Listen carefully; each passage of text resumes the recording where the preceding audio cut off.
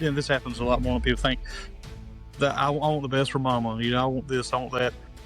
I mean, I personally find it weird, like the whole open casket thing. To me, it's just weird. What would you say then was your biggest thing that you learned?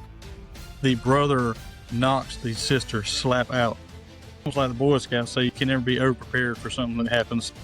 Well, you didn't take the time to do the little thing that I asked you to do that nobody's going to. So I don't trust you to take care of the big things now.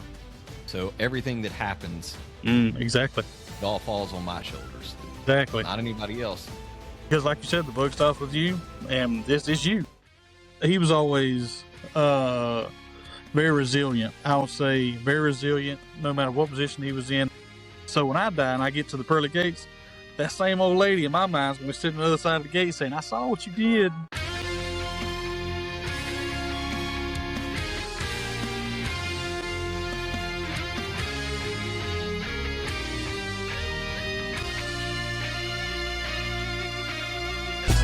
This is the Clark Connection Podcast, where 12 years of coaching championships meets real-world leadership. Coach Clark broke through at the highest levels. Now he's bringing you the playbook. Every week, real leaders, real wins. Real strategies you can use Monday morning. If you're done with theory and ready for results, this is your show. You in? Let's go!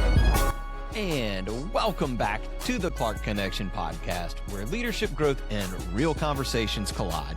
I'm your host, Aaron Clark, aka The Coach. And today's episode is one you're going to feel, not just hear. And so I want to get you started real quick with a fast leadership truth. And leadership isn't proven in comfort.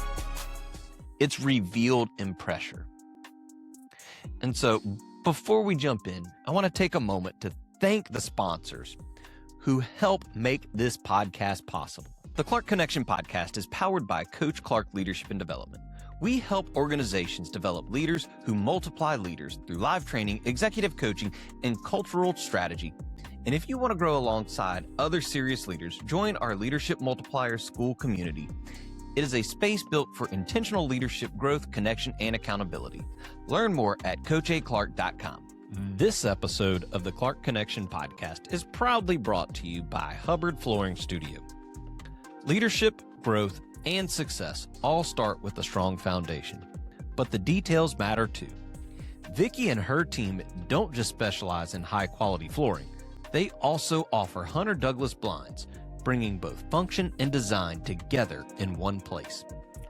Whether you're building, renovating, or upgrading a home or business, Hubbard Flooring Studio helps you create a space that reflects quality, intention, and excellence, from the floors you stand on to the light you let in. Now, if you're ready to work with people who care about craftsmanship and getting it right, visit HubbardFlooringStudio.com or call 225-924-1582. Hubbard Flooring Studio, covering you from the ground up. Shout out to Steadfast Electric for supporting the show. When your power needs to be reliable, not just good enough, Brian and his team deliver safe, dependable electric work for homes and businesses. No shortcuts, no guesswork. Learn more at steadfastelectric.com or call 225-457-7957. Steadfast Electric, reliable power done right the first time. I want to recognize Bobby with the Comfy Quest LLC for sponsoring the podcast. Bobby specializes in craniosacral therapy, a highly specialized form of bodywork, and she's one of only 2 therapists in the Baton Rouge area offering it. This work helps the body release deep tension, regulate the nervous system, and truly reset. To learn more or book a session, visit massagebook.com/acomfyquest or call 225-773-0307. A Comfy Quest, specialized craniosacral therapy for a real nervous system reset. A big thanks to Automate Integrate Professional Services for backing the show. Andrew helps businesses simplify, automate, and integrate their systems so leaders stop wasting time on manual work and start focusing on growth. Visit automate-integrate.com or email Andrew at automate-integrate.com. Automate, integrate. Systems that work so you don't have to overwork. I want to give a shout out to Dr. Bob Smith, chiropractic internist, for sponsoring today's episode. Dr. Bob focuses on identifying the root cause of pain and dysfunction, not just covering up symptoms. If your body isn't performing the way it should, this is the kind of care that looks deeper. Learn more at brspine.com or call 225-291-2626. Dr. Bob Smith, finding the root cause, not just chasing symptoms. Thank you so much again for your support. This would not happen without you. And if this podcast adds value to you, make sure you stay connected with me. You can reach me via email, website, or follow me on social media. All of that is listed on the screen and in the description below. Now, let me set the stage for today's conversation. My guest is Kyle Wilkes, an entrepreneur, leader, and funeral director who took an unconventional path from nursing into funeral services. Kyle opens up about his apprenticeship, ownership, leadership, that emotional pressure, and what it takes to serve families in their hardest moments. We talk about resilience, teamwork, vulnerability, and why great leadership often shows up quietly in the details. This is a real conversation about responsibility, growth, and leading when things are heavy. Let's get into it. All righty, and welcome to the show, Kyle. Good. Thank you for having me. I appreciate it, bro. Hey, my pleasure. I appreciate you hopping on. I know you got a busy schedule.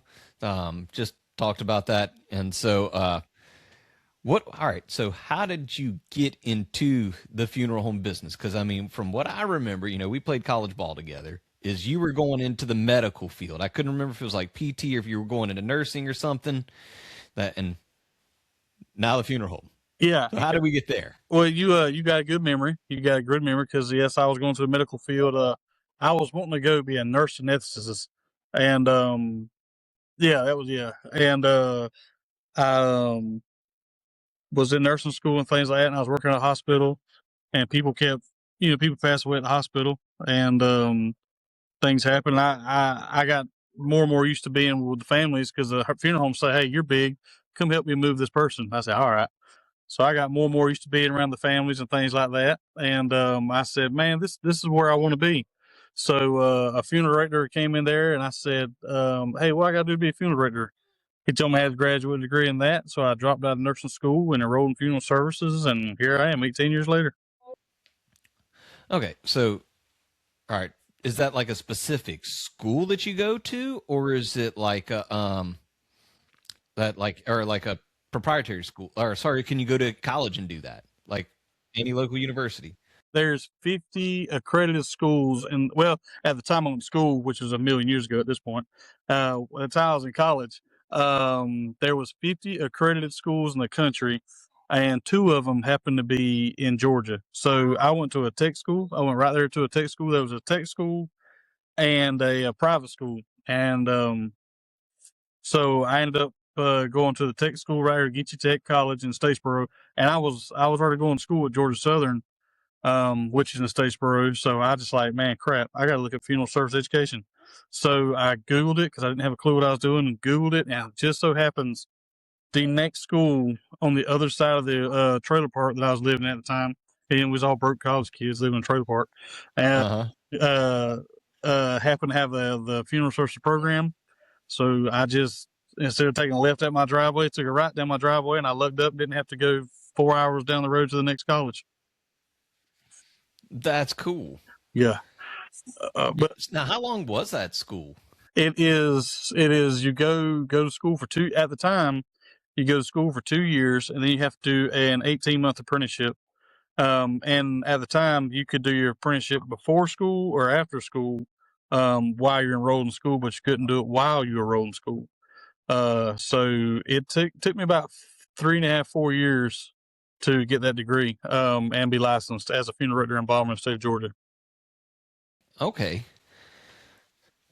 Yeah, I didn't have a clue. When I mean, I knew that's what you did, but I didn't know what does somebody who owns or directs a funeral home, like, how do you get there? Like, so that's Yeah, cool. yeah, it was. And I'll tell you how much. See, I had to tell you how much I knew about it. When I was in school, I didn't realize that you had to go do an apprenticeship, 18-month apprenticeship. And when I graduated college, I told my dad, I was like, man, I'm not married. I ain't got no kids. I'm a college graduate. I'm finna go buy a big jacked up truck, big old tires, and I'm gonna make so much money.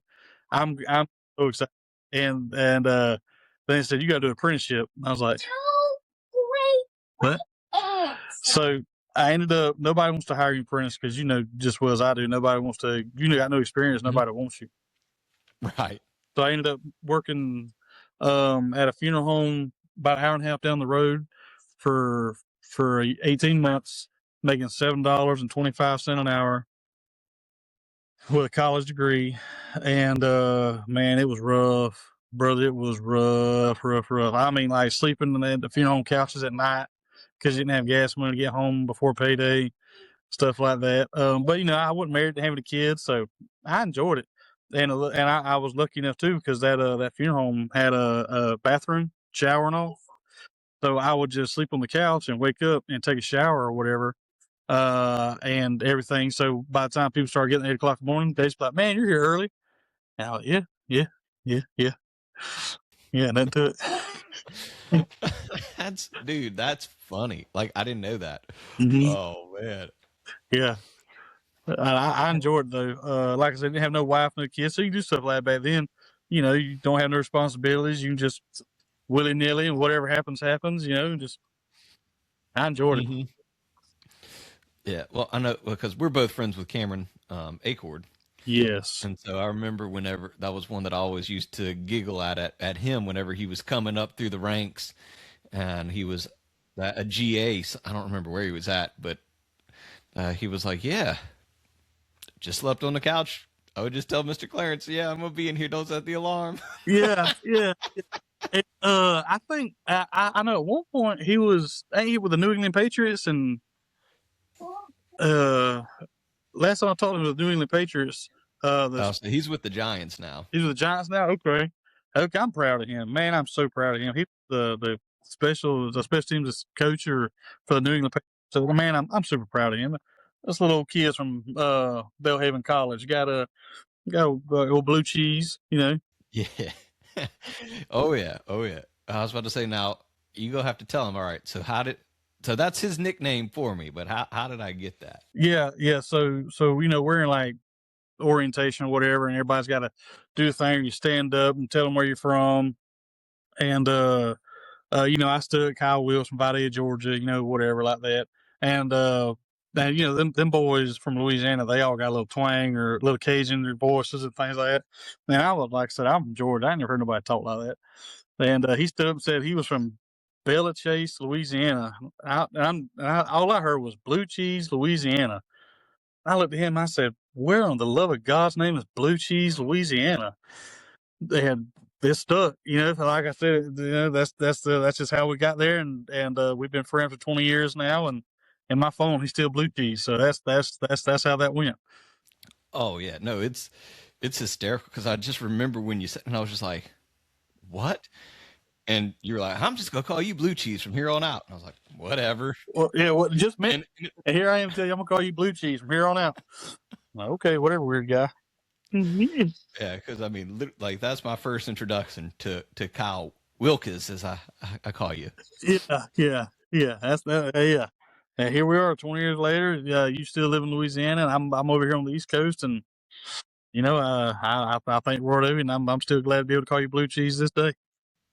Oh, absolutely. No, and I think that's one of the beauties of and I told all my kids while I was coaching, if you get the chance to go play college football, go play. It doesn't matter where it is, because those friends that you make there, like, they're for life. Even if you only do 1 year, they're for life. You never not talk to those guys because it's the stuff you go through in college football. Yeah.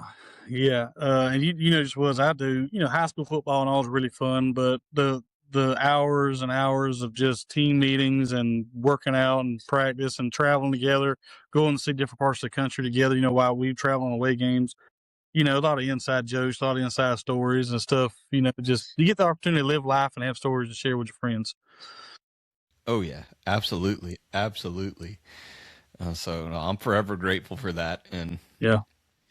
that's why I'm A-okay with blue cheese. Yes, sir. Yes, sir. Definitely out of love. It's definitely out of love. Yeah. Oh yeah, oh yeah. And so now with your business, so you've now been in the. How long have you been in the funeral home business? I have been in the funeral business for 18 years, and January 6th, coming up 2026, I'll have owned this funeral home for 3 years. If you're listening and thinking, my team needs this, that's exactly why Coach Clark Leadership and Development exists. We partner with businesses, churches, and organizations that want practical leadership training, not theory, but tools leaders can use immediately. If you're responsible for developing people, let's talk soon. Visit CoachAClark.com. All right. And so now, when did you? So is this the first one that you own, or do y'all own more than this one? No, this is the first one I've owned. I'm a first generation funeral director. My family, my dad was a painter. My mom works at the local air conditioning company. So, this is kind of new to us, owning businesses and things like that. This is the first one I've owned, and it's been a lot of learning for 3 years. I've learned a lot of stuff, a lot more what not to do than what to do. Yeah, a lot of mistakes, but I've enjoyed it. Yeah. Well, so you had been in the industry though, but so what would you say then was your biggest thing that you learned going from just a funeral home director to now this is mine? Well, the biggest thing I guess I would say is it's on me now. It's on my shoulders. There's nobody that people help you like that. Dev, I couldn't do it without the staff I had working for me. But at the end of the day, somebody messes up or doesn't do something quite to what somebody else's standards are, it's on me. I have to what they do. So I guess there is no being over prepared for something. There's try to prepare as best you can, and whatever doesn't work out the way it's supposed to, have a backup plan for. It's almost like the Boy Scouts say you can never be over prepared for something that happens. So I definitely would say that if you get a little more stressful because it all falls on you at the end of the day.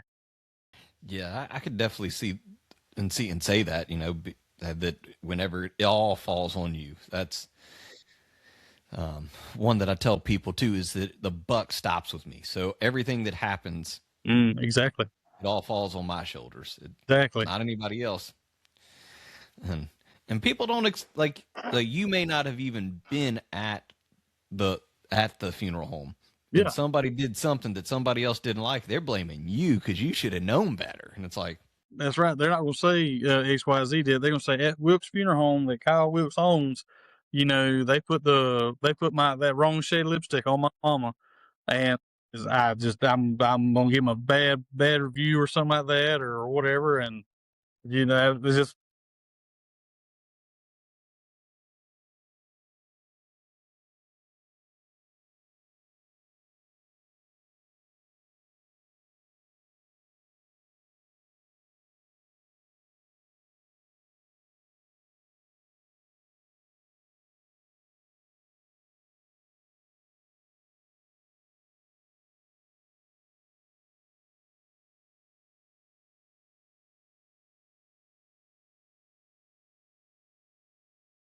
All right. And so what's an example? I know you can't give names or anything, but what would be an example where you had to be that thing to somebody else that like, hey, I'm not that thing. Yeah. But hey, all right. I had my brother and sister, their mom, and this happens a lot more than people think. Their mom, had a big life insurance policy, things like that. And it's always about money or monetary things most of the time. And, we get the brother and sister fighting. They don't talk. They don't talk almost the whole service. And then in the graveyard, as we're lowering the casket down, we haven't done nothing wrong, but they start popping off at each other and getting mad. The brother knocks the sister slap out. Punched her. She is cold. She is out asleep. she, she, I'm like, we're going to put her in the casket. He just killed her. That's what I was just thinking. So you went from 1 to 2. Yeah. Oh God. So, he leaves because she's out. He leaves, in his car and drives off. Wake her up. She starts hollering, screaming at me, cussing at me, after she gets her eyes uncrossed. And, I knew that she was mad at her brother at that point in time, that, yeah, I didn't know the brother was going to hit the sister. I really did, but hollering, screaming at me that I wasn't there to protect her, that I shouldn't have let him come close to to each other while they was talking. And then she came a couple of days later and apologized that she was just mad. Her mama just passed away and her brother had hit her, and she just felt overwhelmed. And I was it. I was the one who woke her up, so she's going to get mad at me. So, I mean, and at that point in time, that girl, she's lost her mama. She got a black eye. She's having a bad day. Just let her say what she wants to say and just roll off with it. And when she comes and apologizes or whatever, just give her a hug, tell her it's okay. I just, whatever she needs to be, that's what I'll be. Now, I'm sure you get, like, how do you diffuse those situations? Because I'm sure that's not the first one that you've come across where family or whoever was bickering or fighting or what have you. Like, how do you diffuse that in those moments? Well, generally, like luckily, just they'll usually somebody get mad and just leave the room. But if I have to do it myself, I'll ask somebody to leave, or maybe go to another room and take a break. And I'll always be calm. I'll always be calm no matter what they do, no matter what they say. Just whatever they say to me, they're not mad at me. They're mad at their sibling or their loved one. And just try to remain calm is the main thing. The number one thing to remain calm. Because if you start yelling at them, everybody's mad, and then your building, they're going to tear all your stuff up and start throwing your chairs. Now you got a mad family, and you got to go buy some more chairs. And a bad review on Google. Yeah, by a girl with a smiley face with a purple eye. So, Oh, geez. It's. I mean, as most families, 99.9% of the families are good, but man, when it gets bad, it can get bad. It can get bad real quick, real fast. And the main thing all you can do is be calm and just hope nobody goes to jail. Mm-hmm. Yeah. Yeah. Oh. And remind why you're there. You're there to pay tribute to your mother. You're there to give respect to your dad. That's why we're here. Let's at least get this part done, and maybe y'all can do what y'all need to do later. But let's just get through this together. Pay respects to Mama, but get Mama where she needs to be, and then we'll deal what we got to do with after that. Right.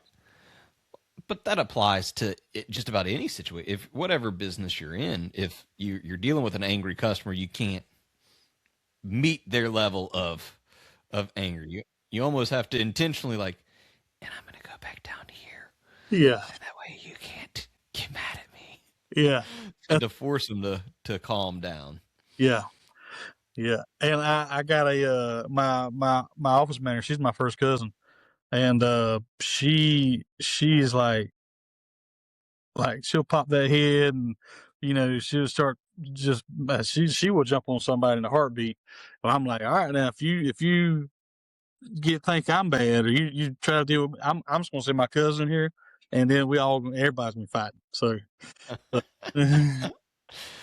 was gonna say it helps that you're bigger than most people too. So it does help. It does help. Thank God I haven't had to prove it yet. Somebody just punched me in the face and knocked me out, or folded me up like a lawn chair or something. But so far it has worked out pretty good. I can at least bluff my way out of most anything I get into. Mm-hmm. Yeah. I say they don't know that deep down you're just a big old teddy bear. Man, that's all. I just want to hug everybody. I do. That's just a nice guy, man. I don't like to see nobody fight. Yeah.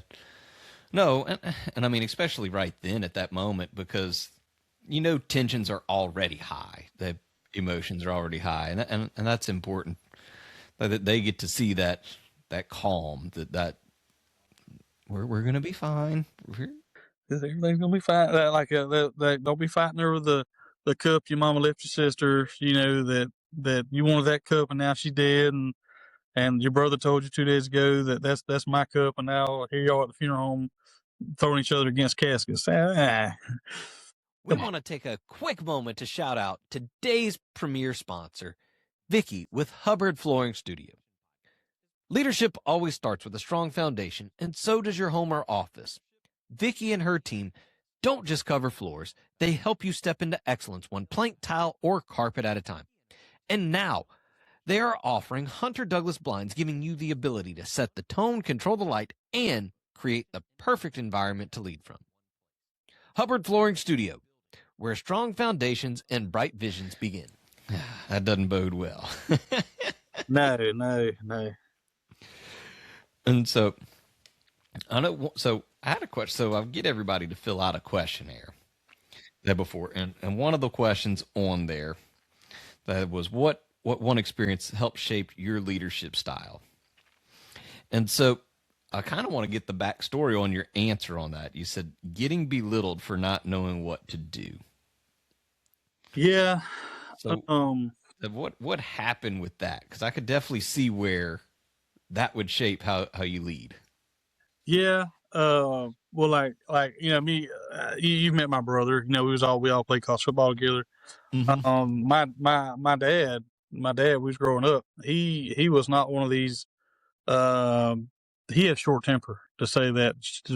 He had short temper. He'd tell you how to do something once, and you better learn, how to do it. Like there was one time, I love to say I love my dad. Great relationship with my dad. Me and my brother, great. He's my best friend. But there's times where he probably could have a little better temper than what he had. Like one time, I didn't know I was having a bad game. I was at practice at Tomb Central, so it's an elementary school, and so he gets out, comes out on the field yelling at me, grab a face mask, yelling at me and everything, and he had skull, so he spit skull in my eyes, while he was yelling at me, and I started crying. My eyes started tearing water, and he got on to for crying, but really my eyes was on fire because the skull was in there. Daddy didn't play around. He didn't mess around, nothing like that. He was one of those guys where if you mess up, I'm gonna let you know you messed up, and if you keep messing up, you're gonna learn it. You're either gonna learn it or you're gonna feel it. So he, I remember how I felt, and again, like I said, love my dad, love things like that, but I kind of remember how I felt, sometimes, so I kind of wanted to maybe learn to do things a little differently, maybe have a little more patience than he did. Yeah. No, I feel, and I think that's important, because I believe that every experience is just a learning experience. And learning, that learning in that situation. Hey, when I get in that situation, I don't want to do that. Right. Yeah.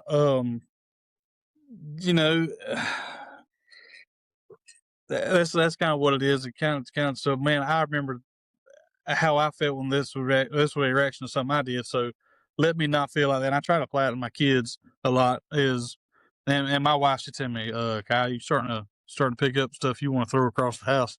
I'm like, you know what? Let me dial it down just a little bit. So it's constantly, you always want to try to learn past experiences and try to apply them to your kids. Absolutely. Yeah. And I mean, that was one that I always remember. I used to hate that. So when I was coaching, I used to hate when they grabbed the face mask. I hated that. Like it never bothered. They could grab my chest or anything. But man, when they would grab my face mask and just kind of, so that was one I always swore I would never do to a player, and I never would. I wouldn't touch their face mask. That was absolutely just like, ooh. And I don't know how, I ain't got no neck. Like I got a big old head, big shoulders, no neck whatsoever. Like my wife looks at me and says, "How you turn your head?" I said, "I have to do like this. I ain't got no neck." Some of these little boys got his neck, man, break the daggum neck, snap the damn head, slap off. Mm-hmm. Yeah. And maybe that was why everybody used to wear the cowboy collar and the what was the other thing? The golly. What did they call it? the plate or the thing right there, cowboy collar, and Brian. No, that was it. The cowboy collar and the neck roll. Yeah, cowboy collar, neck cowboy roll. collar was a little tall. That's it, man. But you sure look good in the uniform while you're wearing it. Boy, your shoulders like they were huge. Couldn't turn your head, but. Maybe that was why everybody did it. So if the coach it didn't gave extra support. There you go. I might be why I had to wear one so much. I kept messing up all the time on the football field. Maybe my daddy wouldn't snatch my football head off, tear my head off so much. Hey, one time Jordan, and again, love daddy. One time Jordan, Jordan and them was winning like by 40 points in the first round of playoffs. I mean, winning by like 40 points. Jordan missed a tackle. Daddy got mad and walked home. They left the game, walked home at halftime.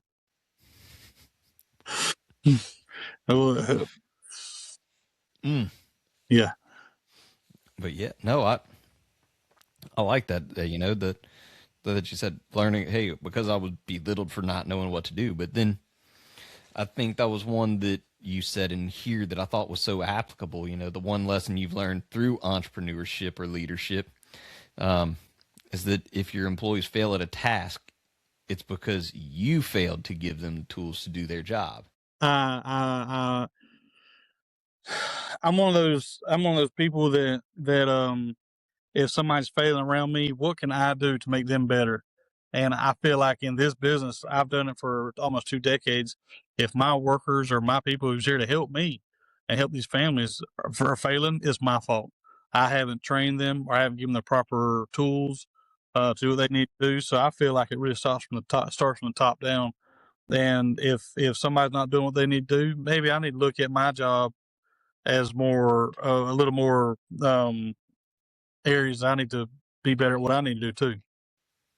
Yeah.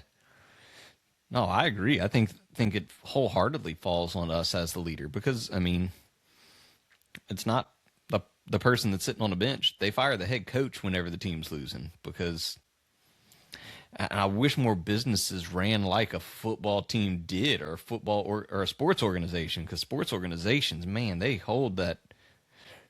I mean, for us, like LSU, for instance, we just fired our head coach for good reason. But they didn't go right to the bottom and say, we're going to get rid of the second team field goal kicker. And too many organizations, I think, do it the wrong way. Well, why are we not successful? Well, it's the guys that are in the warehouse that aren't doing their job. And who's responsible for them? Oh, the warehouse manager. Okay, well, who's responsible for the warehouse manager? Oh, the general manager. Okay, now who's responsible for the general manager? Oh, it's me. Yeah. That's how it goes. Yes, but they don't look at it like that. Or too many people don't. Not too many people look at it like that. Yeah. And it's like it says to me. I think it's harder to look at yourself and try to say, well, all right, I messed up. But I think at the end of the day, you have to have strong conviction to say, what do I need to do to make everybody better? And that's and some people aren't tough to be able to do that. Some people aren't tough to be able to look at themselves and try to make others around them better. They just want to blame them and cut them loose. So that's I think that's probably why a lot of people fail in today's society because they're trying to blame everybody else and not taking care of themselves. If I fail at something, I really truly believe this. If I fail at something, I hate failing, but I fail way more in life than I ever have. I fail way more in life than I ever have passed a lot, succeeded. If I fail at something, I won't be able to say I did my best, and I don't feel as hard about it. When I walk off and walk away from something, I did my very, very best. If I can say I did my very, very best, then I'm okay with it. No, I completely understand. And that's how I've always felt. I've always looked at it as whenever my team is not successful, that it's the man in the mirror. And, that's one of my favorite things to talk with people about it in leadership is, all right, so what are you doing to lead you? What are you doing to lead you? Because that's the hardest person that Aaron Clark leads, a.k.a. Blue Cheese, a.k.a. the coach. Yes, sir. Yeah. The hardest person I lead every single day looks back at me in the mirror. Mm-hmm.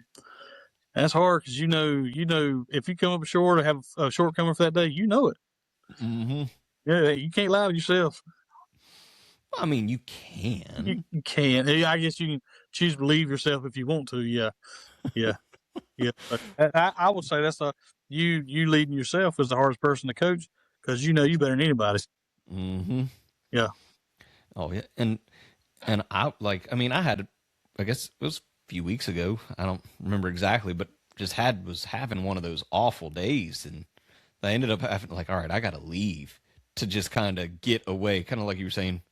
My wife's like, "Hey, you're picking stuff up that you about to." So I could see I needed to get out and remove myself from the situation.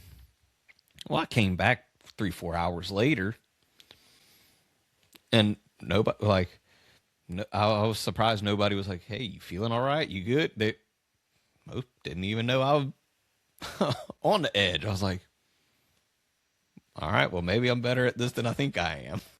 Hey, if you've liked what you've seen so far, make sure you like, subscribe, and follow the show. That way we can continue to bring you great guests and great content like you've seen so far. Now back to the episode. Yes, sir. Yeah, yeah, yeah. But saying like you were stressed out, I think if you put enough stress, enough on yourself, you're gonna get stressed out, and I don't think there's nothing wrong with that. Um, just because you want everything to go good, you have that high expectations for yourself. Um, but I'm like you, I might need to go somewhere and walk around for a little while, but I definitely understand how you feel in that situation. Yeah. And I think it's normal, that's what I love is being able to get on here with the podcast just to share with other leaders and let them know, hey, you're going to have that stressed out day. You're going to have a bad day. You're going to, and it's normal. And we're normal people. I'm pretty close to perfect, but You're almost there. You are pretty close. I'm like, okay, maybe I'm not that close. Hey, you're a lot closer than a lot of people. You're a lot closer than most of us. But like you were saying, when you go home, you run your business and you got daily stress or everything. You go home, you got to be a dad. You got to be a husband. You got to go home and your wife says, "Hey, you go take the trash out." Well, man, I just ran a big business all day. I go take the trash out. You're still just a husband at the house. That's Hold on. I am? Yeah. I'm going to tell my editor to delete that part out. Yeah. Yeah. That's right. I don't put that part in there. She don't need to know that. You don't need to know that, man. I like you said, go home stressed out, and I have to sit in the driveway sometimes and just say, "Lord, give me patience." Because when I get inside, it's a whole nother world in that house, and their daddy ain't been home, their husband ain't been home all day. Woosah. Yes. Lord, help me not throw my child out of the way. Yeah. Oh, good stuff. But I think, and I think we do put that high expectation on ourselves, like we were saying, and we feel like, oh man, I can't fail. If I fail, then it's not okay for me to have a bad day because then that means. But like one I've been working on with a couple of people that I work with and that mentor is, what happens when that bad day comes, and because those two that I work closely with, they could tell. I'm like, so how do we go about helping in that situation? And so they're big sports fans too. And I said, you ever seen a football game and all of a sudden, the running back's just having a bad day, the running back's having a bad day, and then next thing you know, you see, or the quarterback's having a bad day, and next thing you know, you see that punt returner that's the fourth string guy just make something happen. Or you see one of those a defensive player step up and make a play, or you got that stud defensive end that's not getting to the quarterback, and all of a sudden now a linebacker steps up or a corner. It's like it's the same way here. Is when you see that, it's your opportunity to step up to give them that pat on the back and go, "Hey, we got you, bub. It's a team effort. That's right. That's right. That's right. I like that. I do like that. That is a team effort. And it's good if you got a good team around you. I definitely have a good one around me. And I'll tell you, like I told you, my mom works at air conditioning company. My dad's a painter. So I had to take out for this funeral, I had to take out a $1.5 million loan. And so I was like, I don't even know how to spell 1.5 million, brother. I've never even seen that kind of money or anything like that. I was just about to ask, do you know how to spell that? Like, do you even know how to write million? I had to learn it. I had to figure it out when I started. I had to figure it out real quick. But I had Kevin Hart say, "We gonna learn today." And I did too. I saw that contract I was signing. I was like, oh my god, that's a lot of zeros. Holy crap! I got to pay how much a month? I'm dead. Let's try it. The only thing about it is sign and go. I had to put up like my life savings, my house. I put up everything for that. So I'm talking about, having a bad day. Like I walk in my kids' room sometimes, and I'll be like, if I need motivation, I just walk in their room, and I'll be like, yeah, if I don't do what I'm supposed to do, they're gonna lose their house. They're gonna lose their bedrooms. So, if I'm having a bad day, like I said, my dad, he works with me. He'll come and say, hey, give me a hug or whatever, and we talk about it. I get stressed, we talk about it. So, like I said, it's good to have people around you that can build you up when you need it, because you're not always going to be a shining star. Right. Well, and one that it always reminds me of. So, one of the schools I was coaching at, I could tell the head coach was having a bad day, and just everything. And we went on break, and I just kind of, hey, I need to talk to you real quick. And still fired up about something, like, hey, I need to talk to you real quick. Hey, come see. And just kind of, I remember just putting that arm around and just kind of on that, just right on the back. I said, Coach, we're on your side. We got you today, bub. And you're like, well, we got them. I went, Coach, I know you're having a bad day. I know you got this going on. I know you got that going on. We got you. Just sit over there and let us work. And at the time, I was assistant defensive coordinator. I'm like, and he was the defensive coordinator. I said, I got the defensive practice, Coach. Just go over there. We need you back. Cool off. I said, that's the cool thing about being a head coach, is you can go off to the side and you can stew, and nobody knows any different. Go get it. I was like, we need you back. And sure enough, he stayed over. Practice didn't go good at all. But when the team huddle came up at the end, he was back. Yeah. He needs you to help him to step up and be where he needed to be right there, and you let him be stressful, and you took care of it. Mm-hmm. And we all need that. We all need that person that's going to come in and, all right, Kyle, seriously, go sit in your corner. Shut the door. Shut up. We got you. Yeah. And for men like us, we're taught, do this, be strong, be that, but sometimes, man, just, like I do, got a wife and kids, and you're an entrepreneur. I'm one, at the end of the day, that's our responsibility to take care of our kids, and just, you just sometimes need an outlet where you can just go sit there and say, I just need to breathe for a second. So that's good as you was like to be able to do that for him. Yeah. And that was kind of why I joined. I'm part of now the Christian Businessmen Connection of Baton Rouge. And so it's that almost 100%, you're either like the CEO, direct sales director, or you're an entrepreneur. Like you're one of those three in the group.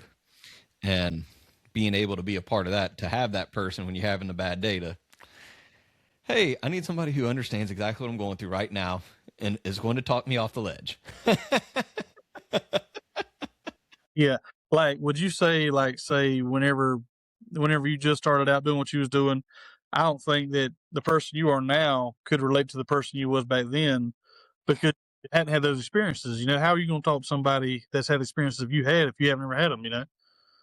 But being in a group like that, man, that's big. That's big because it means more when somebody knows what we're talking about. Yeah, and I think that's important because, like you said, too many of us, that men now, we've been told, hold it together, keep it. You got to be strong. You got to be this. You got to be that. And I don't think it was meant to be you hear the toxic masculinity. I don't think it was meant to be that, but you do, as the leader, you have to be strong. But it's important to know, hey, I can also be, and you're fearful with who you can be vulnerable with. Yes. Because who's going to come try to stab you in that moment? That's right. That's right. Yeah. Yeah. Yeah. That's like I said, I don't think it's toxic masculinity or anything like that. Yeah. Yeah. But like you said, it's nice for the vent, to be able to get stress off your shoulders, but you definitely need to be careful who it's with, for sure. Yeah, and it can never be down in your organization. It can never be down. No, because they'll start looking around like if the is not doing good, that ain't good. Yeah, I 100% agree with that. Oh yeah, yeah. Oh okay. Man, and I love this, and that you'd said, what advice would you give to somebody starting out? You said take care of the small things. Elaborate on that for me. So like I'm gonna apply that to my business. If you like, it is what it is. There's a lot of funeral homes, a lot of funeral directors out there who take advantage of people, financially because of that hardship. People are willing to spend whatever they want to spend. Just to say I want the best for mama. I want this, I want that. I don't want to say rip them off, but they take advantage of them, or so. My thing is, I tell people, look, don't get yourself in a bigger hole than what you can get yourself out of. If you take care of people, the little things like that, all the way to, all right, you ever been to a funeral before? Have you ever looked to see, you ever see if they wearing shoes? Nah. You won't believe how many people, like if somebody brings me shoes to put on their mom or dad, nobody's going to look. Nobody's going to look. Nobody. I make sure to put the shoes on them. What if they do look? Nobody's done it. But in 18 years, what if somebody does do it? Well, you didn't take the time to do the little thing that I asked you to do that nobody's going to. So I don't trust you to take care of the big things now. I mean, I personally find it weird, like the whole open casket thing. To me, it's just weird. A lot of people, that is a weird thing, though. It really is. Everybody's in a room. I want it closed. Like, let it be closed. Yeah. It is strange to me. Like, visitation is everybody going hanging out in a room with a dead person sitting around the corner. Yeah, I'm a funeral director, but hey, that's what we're gonna do. I was saying, you do it all day, every day. I do it all day. I sit there and I'll be back here embalming. I'm back here singing to them and talking to them. I just whatever they need. That's what I'm gonna do. And everybody's yes sir. It'd be a 9-year-old or a 90-year-old. Everybody's yes sir, no sir, yes ma'am back there. And I tell people, well, nobody's gonna see you back there. What you do with them? But in my mind, all right. So I'm here like 2:00 in the morning all the time. It's just me.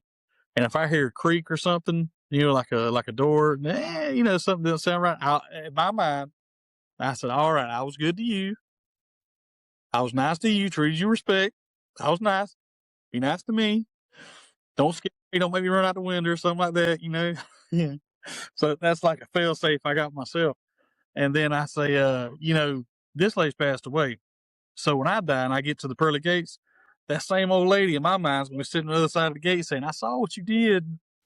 You ain't getting in here. My shoes on. You didn't put one of those shoes. Yeah. Yeah, you didn't put my shoes on. You didn't get in these gates. So to me, if I feel like if I treat everybody with the utmost respect and I'm good to people and treat them how I want to be, it can't do nothing but help me later on down the road. Yeah. Well, and then, I mean, I do like it. That's always been one of my big things is that it's all about the basics. It's all about the basics. Huge Kobe Bryant fan.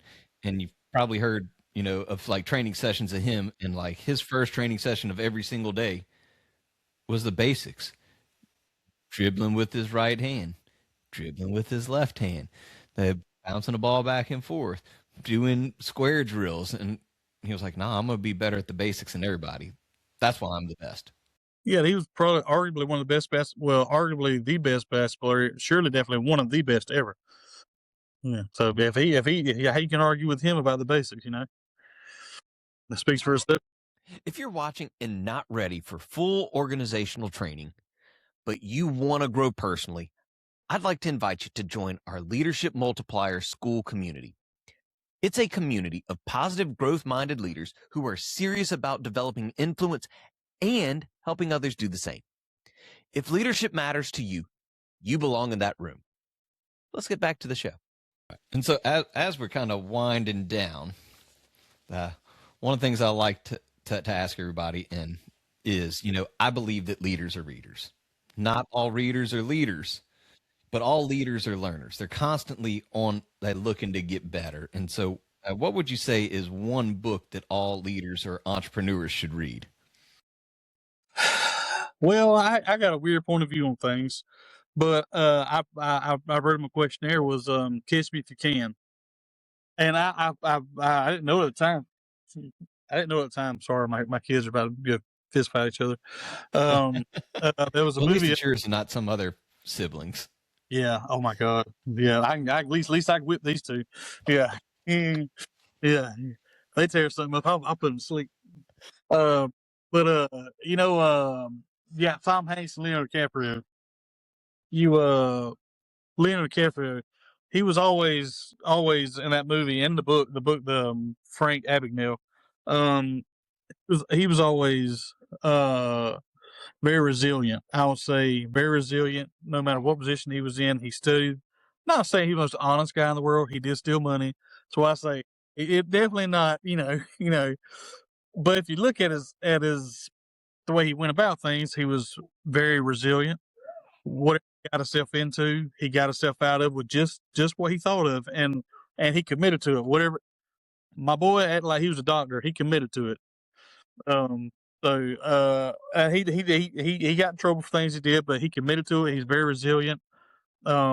He studied. He's very knowledgeable about what he was going to go do. So I would say some good traits that I picked up was be resilient, and no matter what, I mean, if something's not working out for you, try to figure out a way to get in a better situation, and do what you got to do to win. Do what you got to do to preserve yourself, and try to do better for yourself and your family. Yeah, absolutely. Yeah, that phenomenal book, phenomenal story. I love it. It's one of my favorite movies. I agree. And the book's got way more details in it. It tells way. I mean, I love the movie, but the book tells way better stories. But like I said, Frank Abagnale, the biggest thing I learned from him was how to be resilient, and man, don't quit. Just keep going. It might not be everything's not going right, but don't quit, and eventually you'll land on solid ground. Now, what about maybe something that you're currently reading or maybe just finished reading? I would say, well, a book I'm reading now, of course, is I always need to read the Bible.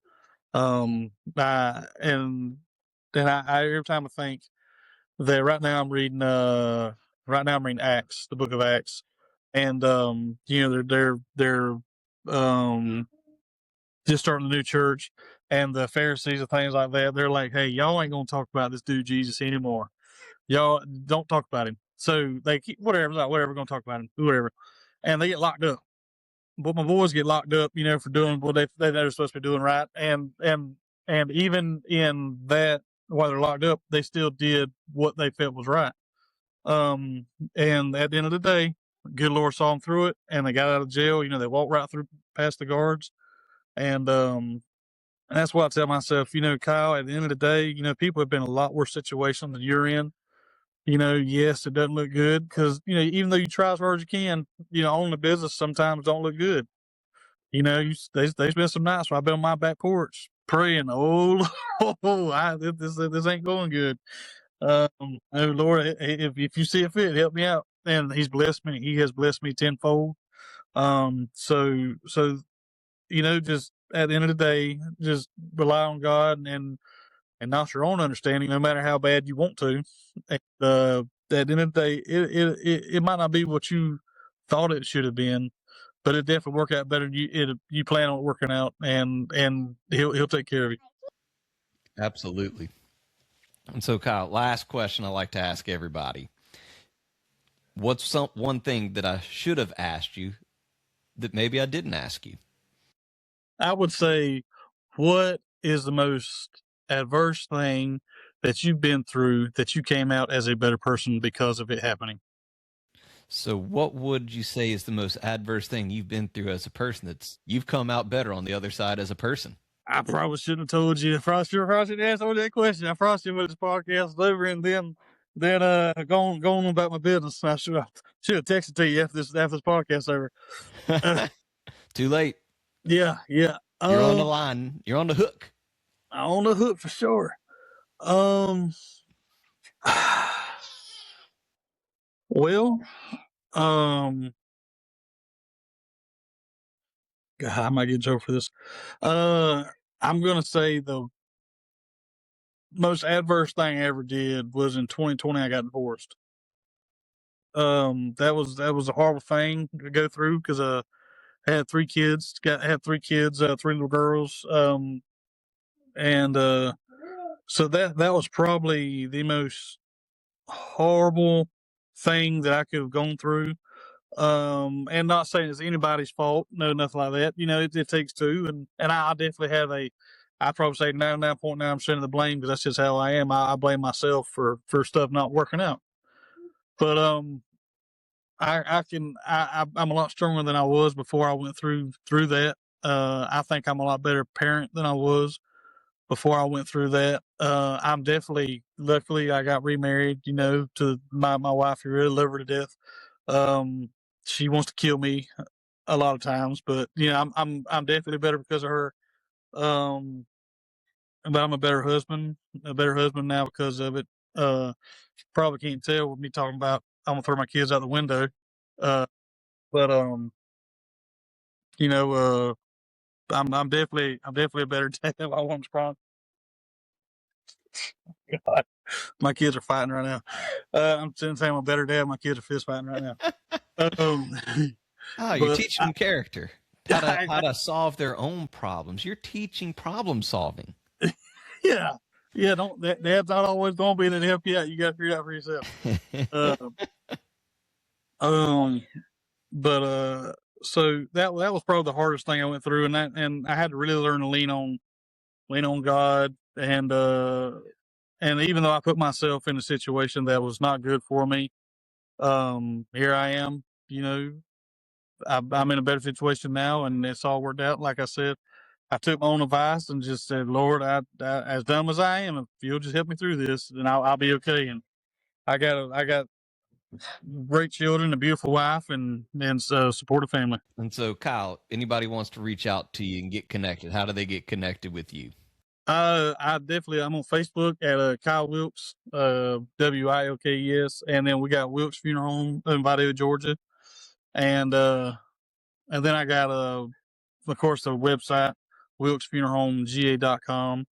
And then you look it up and call us if you want to talk about anything. Like I said, and I'm gonna say this: a lot of guys, might be going through something like what I said, going through divorce, or trying to just spend more time with their kids, or something like that, or I don't feel like there's a great support system for dads.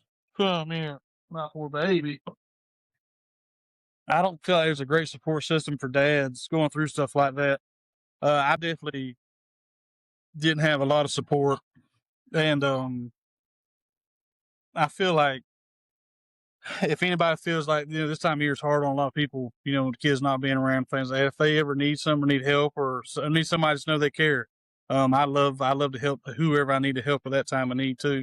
That's something that weighs big on my heart. Is guys in that situation, if they've been in it, they can take care and have a good word for guys who are in the situation now. Yeah, absolutely. So, well, Kyle, and guys, that's going to all be in the description below. Kyle, I appreciate you taking some time, getting on, sharing with us. And we're going to let you get back to being funeral home director and dad, referee. The break right now, so the kids are all out of school, and I've got here. You can see this one right here. So I'm gonna go ask the children what happened and deal with that. Yes, sir. All right. Well, I appreciate it, man. You enjoy a wonderful rest of your day. All right, Boo Cheese. Merry Christmas. It's so good seeing you, bro. So good seeing you. Yes, sir. Yes. All right. If this episode added value to you, here are your next steps. If you lead an organization and want to develop strong leaders, connect with us at Coach Clark Leadership and Development. We have a free 30-minute connection discovery call. If you're a growth-minded leader looking for community and accountability, join Leadership Multipliers. Either way, don't just consume leadership, commit to it. What a powerful conversation. Today, Kyle walked us through what leadership looks like when emotions are high, stakes are real, and people are hurting. We talked about his transition from nursing into funeral services, the grind and humility of apprenticeship, and why ownership in business means owning both the wins and the weight. We unpacked leadership under pressure, navigating family conflict, training teams well, paying attention to the small details that build trust, and why vulnerability isn't a weakness, but it's a bridge to bring stronger teams and healthier leaders together. Kyle reminds us that resilience is built through responsibility, community, and if your people are failing, leaders, look in the mirror before you start pointing those fingers. If this episode brought you value, do me a favor. Click all the buttons, like, subscribe, follow, and share it with somebody who needs to hear how this message grows and how this community stays strong. And remember, you don't have to be great to get started, but you have to get started to be great. So keep learning, keep leading, and keep connecting, and I'll see you on the next episode of the Clark Connection Podcast. Thanks for listening to the Clark Connection Podcast. If today's episode added value to you, do me a favor, follow the show and share it with someone who needs it. You can connect with me at my website, coachaclark.com, or on social media at Coach A. Clark. All the links are in the description. Until next time, keep leading, keep growing, and keep connecting.